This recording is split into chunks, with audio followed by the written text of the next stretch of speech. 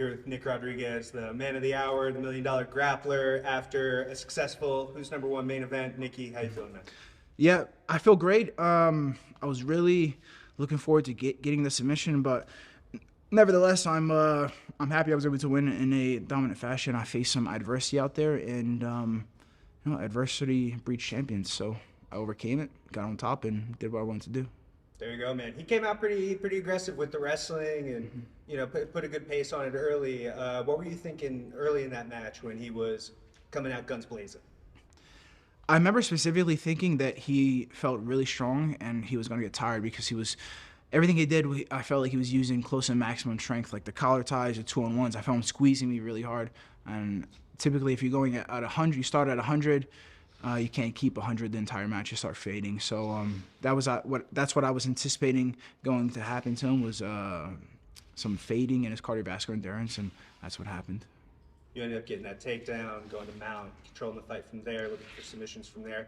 Was there one moment where you felt like the tide was starting to turn and now was your time to strike? Was it the takedown, or was it maybe even before then?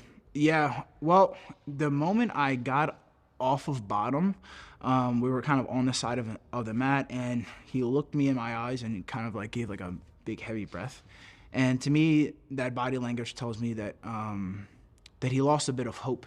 He was hoping to be able to hold me down the entire match, and that kind of like sigh and the distressed body language that he was displaying kind of gave me a bit of energy, maybe some dopamine, you could say, because I saw his hope fade. And then soon after, a little bit of hand fighting, and I get to I take kind of a okay shot, and he kind of gives me the takedown due to fatigue, I believe. And from there, I was just gaining momentum. I was able to essentially pin him the entire time, the rest of the match. Unfortunately, wasn't able to get the submission. But I believe if I did take more risk, having more confidence in my ability to pin and my ability to submit, I could have acquired the submission. But again, that comes with time, a bit more matches, more experience, more knowledge.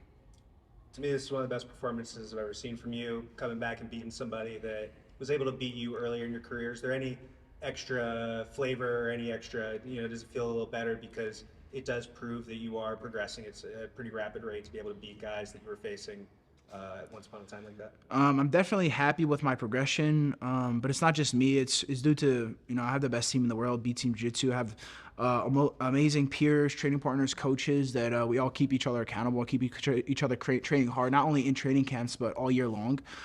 So I really attribute this win and this success, this gain in technique and knowledge and skill overall to my team. A couple weeks ago, you took a loss to Victor Hugo. I feel like for a lot of people, loss in a high-profile match like that would kind of shake them, move them off of their confidence. Seems like it never did that for you. What was the key for you being able to keep your focus through a big match like this as well? For me, I absolutely love winning, but more than anything, I hate losing. So I make sure I do everything possible not to lose and to see success out there. Yeah, I definitely, it was hard at the beginning of this training camp to kind of forget about my previous loss to Victor Hugo, especially in the way that I lost. But I understand why I lost, and I understand that I think it needed to happen.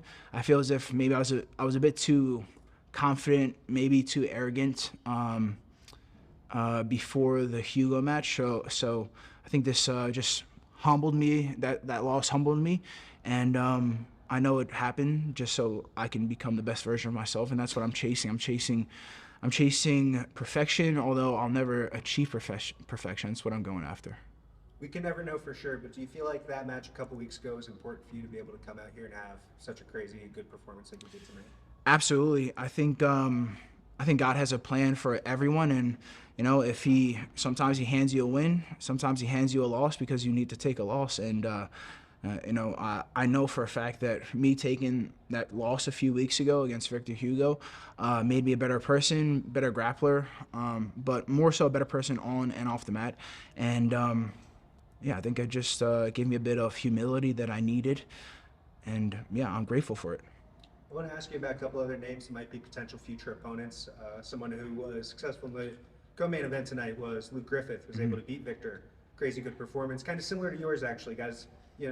faced adversity early, but then was able to storm back late, control the match for a long period of time. What are your thoughts on potential rematch with Luke? Because I know you guys faced off in an EBI rule set once upon a time. Yeah, we did face off an EBI rule set. I was able to pass his guard multiple times during regulation and then submit him via an armbar in overtime.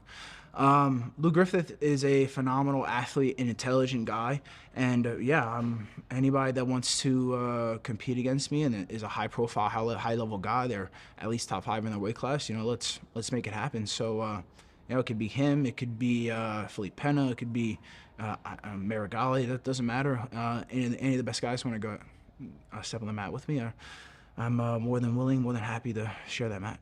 There you go. I was going to ask about Felipe Penn as well. That is a match that is motivating you. Somebody who's top 5 ranked like that. Yeah, top 5. A really high level opponent, and an opponent that pays good. That's what this is about, right? So, yeah, I love competing more than anything. The money's great, but I really love testing myself against the best guys, and I hold myself to a really high standard, and I like proving to myself that I am at that standard.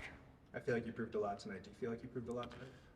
I feel like, probably proved a lot, but, I just take this and gonna learn what I have to do to be better, to kind of fix the holes in my game, and, I'm just all about progress. Win, loss, obviously we always want to win, but win, loss, it doesn't matter. I'm chasing progress, chasing perfection.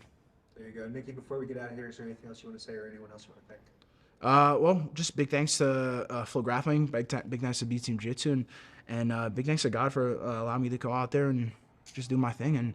And a big thing for me with this specific competition was being present. And I remember praying previous to this match to help me be absolutely present in this competition. And I think because I was able to live in the moment, I was able to find my success. Amazing. Thank you so much, Nikki. Congratulations. Thanks, guys.